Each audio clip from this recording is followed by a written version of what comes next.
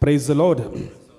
My brothers and sisters, we were having the Bible study on the book of Judges. We have completed 8 chapters and we are going to reflect today in the 9th chapter. Let's take the 9th chapter, verse 1. Let's read. Now Abimelech, son of Jerubbaal. In the last chapter we studied that Gideon, his another name is Jerubbaal. He has 70 children, 70 sons, 70 people. So Abimelech is one of them. That we read in chapter 8 verse 31. Judges chapter 8 verse 31, we read like this. These Gideon had 70 sons. His concubine who was in Shechem also bore him a son, and he named him Abimelech. So he had many wives, one concubine. So Gideon had 70 sons, his own offspring, for he had many wives. And 31, and one of those sons, his name is Abimelech. Now he is the main character in the chapter 9. Let's read chapter 9 verse 1. Now Abimelech, son of Jerubbaal, went to Shechem. Why Shechem? Because that is his mother's house. Shechem, his mother belongs to the place from Shechem. So he came to Shechem to his mother's kinsfolk. Kinsfolk means family members. And said to them, and to the whole clan of his mother's family, the whole clan of his mother's family, and said, I belong to your clan. Others, 69 of them, they belong to another clan. You know, the spirit of division is working through him. The devil works in a holy place with the first thing is spirit of division in the name of color, in the name of language, in the name of nationality, in the name of many things. They divide the ministry, divide the people. The first attack of the devil is this. He will create kind of division among us, division among your family. Many families are divided and destroyed today, saying your family, my family. Your mother-in-law, my mother. And you speak only to your family, you don't speak to my family. So these kinds of divisive spirit is working in many families. Though both of them are supposed to leave their mother and father and be united to each other, they are not getting united, but instead accusing each other in the name of someone else. So this is one of the work of the devil. The devil attacks the families like this. Devil attacks the ministries like this. So then this man Abimelech came and said, say in the hearing of all the lords of Shechem. He said, say in the hearing of all the lords of Shechem, which is better for you, that all 70 of the sons of Jerubbaal rule over you, or that one rule over you. Remember also that I am your bone and your flesh. He is putting a question in front of them. Gideon was the leader for all of them. In fact, when people wanted to make Gideon as the king, Gideon had told like this. Judges chapter 8 verse 24. We read like this. Gideon said to them, I will not rule over you, and my son will not rule over you. The Lord will rule over you. That was the command of Gideon. Though the people wanted him to be the king, but this is the message he gave. Though he has some other plans inside, but he spoke like this. Maybe God wanted him to speak like that. But here, chapter 9 verse 2, the same son of this Gideon, he is instigating people to make him the king. And he asked one question. Do you want all the 70 sons to rule over you, or one person to rule over you? And remember, I am your family. I am your bone and your flesh. And then verse 3 we read. So his mother's kinsfolk spoke all these words on his behalf in the hearing of all the lords of Shechem.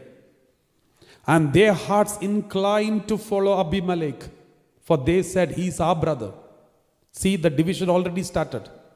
In fact, all of them were brothers, and they are all coming from one single father, Jacob, Israel. But still, in the name of clan, they are accusing each other, blaming each other, attacking each other, and they want reservation for each clan. And they said, he is our brother. Therefore, we want to make him king. And verse 4, we read like this. They gave him 70 pieces of silver out of the temple of Baal-berith, with which Abimelech hired worthless and reckless fellows who followed him. Now, as a symbol of leading the whole Israel, instead of 70 leaders, one person leading, as a symbol of it, they gave 70 pieces of silver from the temple of Baal-berith. There was a temple of Baal, and his name is Baal-berith. Different Baals were there. So one Baal is Baal-berith. And from that temple, they took 70 pieces of silver and gave it to Abimelech. It's the first donation. And first donation from the black magic, witchcraft. And he started his ministry to become the king of Israel with the money from the black magic, worshipping of pagan gods. And remember, at the end, he seems to be successful initially, but at the end, disaster. Always remember, any ministry or any business starting with the black magic, witchcraft, or superstitious beliefs, or wrong gods, worshipping wrong things, it seems to be successful initially, but at the end, there will be complete disaster. There is no doubt about it.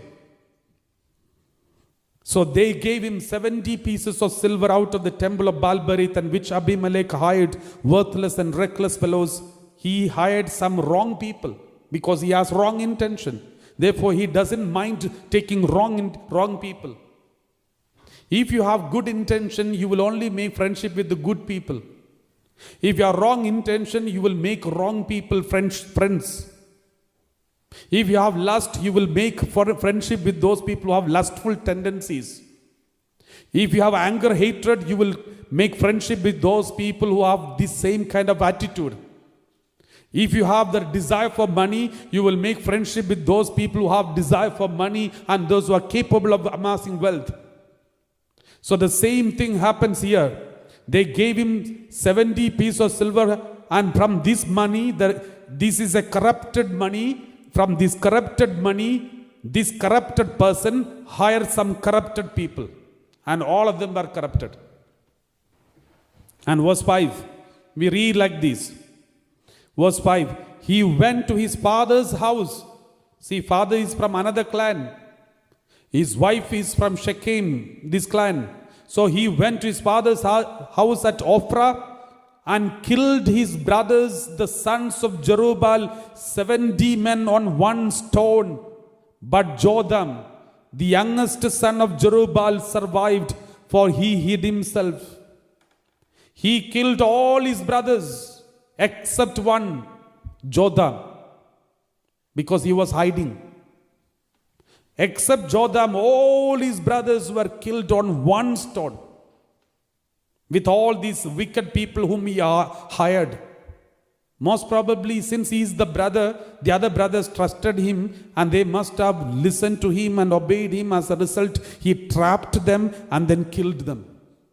He trapped and killed all his brothers, and only one of them was saved, because he has the desire to get position and power.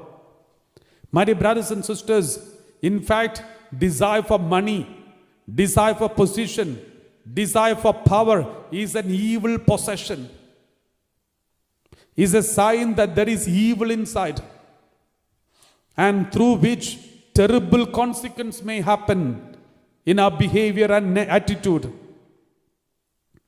This Jotham, youngest son of Jerubbaal, survived, for he hid himself. Verse 6, kindly read verse 6. Then all the lords of Shechem and all Beth Millo came together. All the lords of Shechem, all the leaders of Shechem, they came together, and they went and made Abimelech king by the oak of the pillar at Shechem. They made Abimelech king by the oak. Normally, any special things, good actions, normally they do it under the oak tree. That is why when Gideon was in the wine press, he was pressing the wheat, the angel of God came and stood under the oak.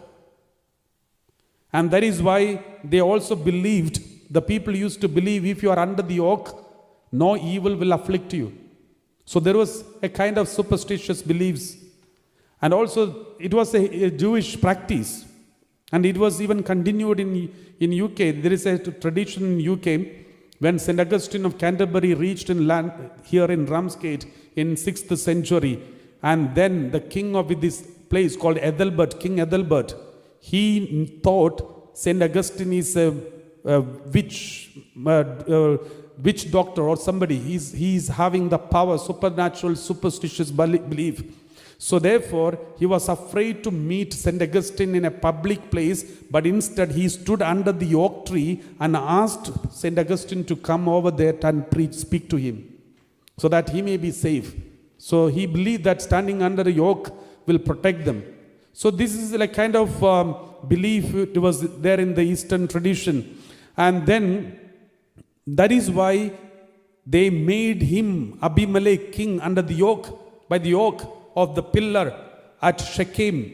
They made him, all these leaders of Shechem, they made Abimelech as the king. And then verse 7, when it was told to Jotham, the only brother, the youngest one, he went and stood on the top of Mount Gerizim. Mount Gerizim is a holy mountain. In the kingdom of Israel, they considered the holy mountain, Mount Gerizim, instead of Mount Jerusalem. For the kingdom of Judah, Mount Jerusalem is the most important. For kingdom of Israel, Mount Gerizim. And he went to the top of the Mount Gerizim and cried out loud and said to them, listen to me, you lords of Shechem, so that God may listen to you. If you listen to me, God will listen to you. He said, and then he sings a song. He gives them all a story. And he says, the trees once went out to anoint a king over themselves. So they said to the olive tree, reign over us. So he is giving a parable. And he said, some trees wanted to have a king. So they went to olive tree and said, reign over us. Olive tree is a very good tree. And they told the olive tree to reign over us. Verse 9. The olive tree answered them, shall I stop producing my rich oil by which gods and mortals are honored and go to sway over the trees? So he said, I'm not interested because I have better plans, better ministry to do. So this is the plan of God that I need to do these. I don't want to be the king. And then verse 10. Then the tree said to the fig tree, you come and reign over us. The fig tree is also a very good tree. And they asked the fig tree to do this. And the fig tree answered, shall I stop producing my sweetness and my delicious fruit, go to sway over the trees? So he also excused himself, was not ready to become the king. Then the trees said to the vine, you come and reign over us. These are the main trees of the in Israel. And then the trees said to him, verse 12, let's read. And the tree said to the vine, you come and reign over us. Verse 13. But the vine said to them, shall I stop producing my wine that cheers gods and mortals and go to sway over the trees? Verse 14. So all the trees said to the bramble. Bramble is like a bush. There are lots of ideas, but not strong, solid, not strong. So all the trees said to the bramble. Bramble is a symbol. There are so many bush, but nothing is strong. Like lots of ideas from all the corners, but nothing is concrete. So all the trees said to the bramble, you come and reign over us. And the bramble said to the trees, if in good faith you are anointing me king over you, then come and take refuge in my shade. But if not, let fire come out of the bramble and devour the cedars of Lebanon. So he says, and the brambles said to the trees, if you are making me with the good faith, come and stand under my shade. And it's impossible for big, huge trees to come and stand under the shade of the bramble, because it's a sign that they have to destroy themselves and come under this shade. And then verse 16, can you read? Now therefore, if you acted in good faith and honor when you made Abimelech king And if you have dealt well with Jerubbaal and his house, and have done to him as his actions deserved. Remember how good Jerubbaal was to you. He protected your country. He did everything good for you. And he deserved a good action from you. Examine your conscience and see, did you act in good faith and honor? For my father fought for you and risked his life and rescued you from the hand of Midianites. And verse 18. But you have risen up against my father's house this day, and have killed his sons, 70 men on one stone, and have made Abimelech the son of his slave woman king over the lords of Shechem, because he is your kinsman. Because he is your relations, you made him the king and killed 70 sons of Jerubbaal, who risked his life for you. Verse 19.